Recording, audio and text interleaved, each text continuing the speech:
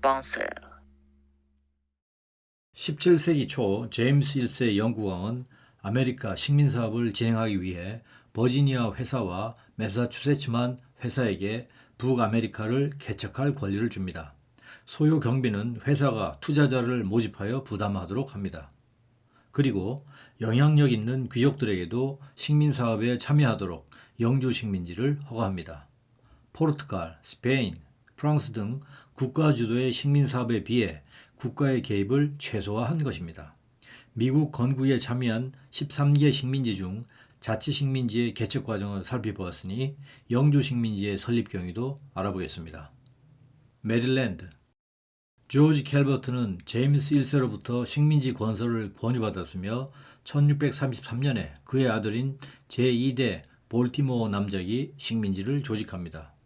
정착민들은 제임스 1세의 뒤를 이은 찰스 1세의 왕비 헨리에타 마리아의 이름을 따서 식민지를 메릴랜드라고 명명하였습니다.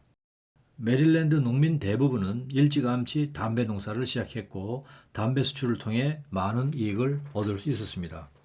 귀족 젠틀맨 출신 모험가는 대지주가 되어 경작지의 5분의 4를 소유하게 됩니다.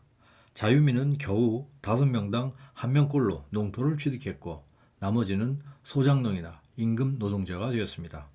이렇게 해서 메릴랜드 사회는 뉴 잉글랜드보다 훨씬 더 빠르게 계층 분화가 일어납니다. 청교도 혁명 동안 캐톨릭이 주류인 메릴랜드는 고난의 시기를 맞게 됩니다.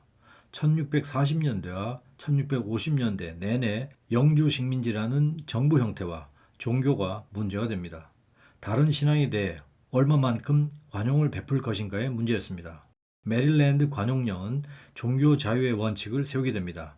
청교도 혁명과 찰스 1세의 처형, 찰스 2세의 왕정 복고 등 영국의 대변동과 비국교도 탄압으로 여러 교파의 난민이 미국으로 건너왔으며 대부분 행선지를 메릴랜드로 택합니다. 뉴욕과 뉴저지. 17세기에 북아메리카에 있던 수십 개의 식민지가 모두 영국 식민지였던 것은 아닙니다. 북쪽의 프랑스와 남쪽의 스페인은 제외하더라도 허드슨강 유역에는 네덜란드인이 있었습니다. 뉴 암스테르담이라고 불린 뉴욕은 경쟁 세력인 스웨덴인을 몰아내고 1626년에 네덜란드인이 세운 것입니다. 1664년에 영국의 리처드 니콜스 대령이 찰스 2세의 동생인 요쿠공 제임스를 대신해 이곳을 정복했고 제임스는 영주 식민지 설립 허가를 획득하고 요쿠공의 이름을 따 뉴욕 식민지가 됩니다. 한편 조지 카토렐 경은 요쿠공 제임스로부터 일부 지역을 양여받자 자신의 고향 이름을 따서 새로운 저지라는 뜻의 지명을 붙인 것이 뉴저지 식민지입니다. 캐롤라이나. 유럽인들은 카리브해나 중앙아메리카의 섬 곳곳으로 이주해 왔습니다. 1627년에 영국인이 바베이도스에 도착하는데 사탕수수가 대성공을 거둬 영어권 미국에서 첫 대농장이 됩니다. 이것은 미국 남부인 캐롤라이나를 식민지화하는 거점이 됩니다. 찰스 2세가 캐롤라이나를 8명의 영주 집단에게 내주고 정착민을 모집했을 때 땅이 비좁은 바베이도스 섬 사람들도 대거 이주한 것입니다. 버지니아가 담배로 구원받았듯이 캐롤라이나는 쌀로 구원받습니다. 영주들은 많은 정착민들을 끌어들이기 위해 신앙의 자유를 원했으나 농장주는 어디까지나 영국 국교도였습니다. 농장주는 노예가 필요했으며 실제로 그들을 확보했습니다. 캐롤라이나는 소수의 농장주 또는 젠틀맨으로 구성된 지배계급, 다수의 노동자, 그리고 엄청난 숫자의 노예로 된 세 개의 신분으로 이루어진 계층사회가 되었습니다. 펜실베이니아와 델라웨어.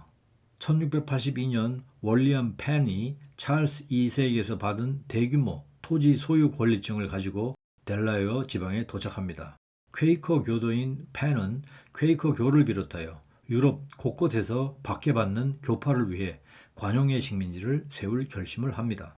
펜실베니아에서는 처음부터 모든 것이 규모가 컸습니다. 방대한 수의 이주민이 유입되어 대부분이 성공합니다.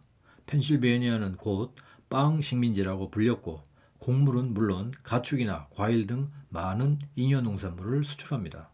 농업지대 중심에 자리 잡은 필라델피아가 빠른 시간 안에 미국의 문화적 수도가 된 것은 당연합니다. 그리스 어원을 가진 필라델피아는 우애의 마을로 불렸습니다.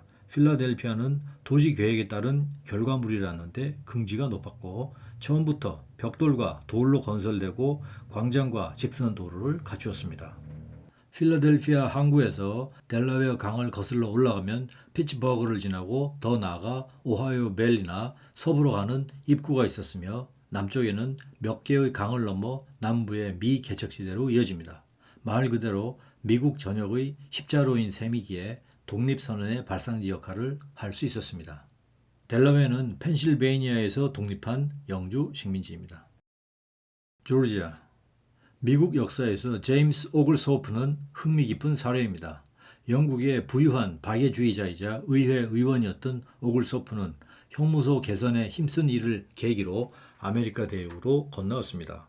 특히 빚을 못 갚아 수감된 무력한 남자들에게 흥미를 가졌는데 이들에게 자유를 주고 아메리카 땅에서 일하여 빚을 갚도록 해야 한다고 믿었습니다. 오글소프는 1733년 1월 정창민 제1진에 동행합니다.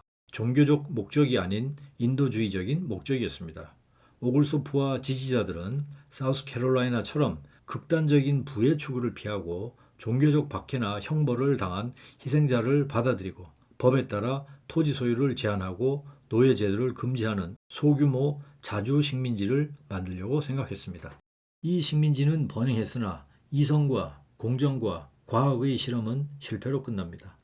노예 제도를 금지하려고 한 시도는 경제적 이익과 개인의 욕망이라는 현실과 직면합니다. 조지아는 사우스캐롤라이나의 대농장 경제에 너무 가까워 타락하지 않을 수 없었습니다. 노예가 수입되었고 금지 품목이었던 럼주도 들어왔습니다. 박애 정신에 이끌려 아메리카로 건너간 오글소프는 환멸을 느끼며 실망한 채 영국으로 되돌았으며 1752년에 허가서를 포기합니다. 미국을 건국한 13개 식민지는 지리적으로 영국과 멀리 떨어져 있어 영국법의 지배력이 약했고 정창민은 자체적인 의사결정기관을 수립합니다.